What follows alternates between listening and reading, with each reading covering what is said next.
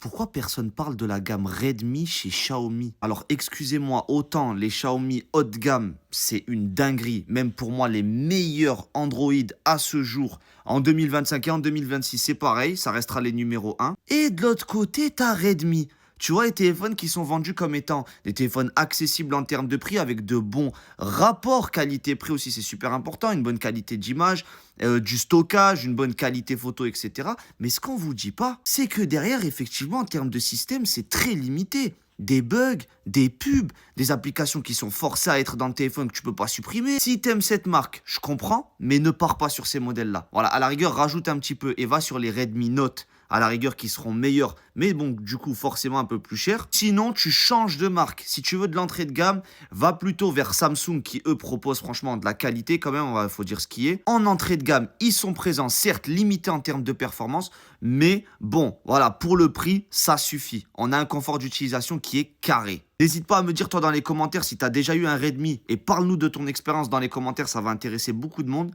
Et surtout, n'hésite pas à t'abonner, les conseils c'est gratuit. Allez, ciao!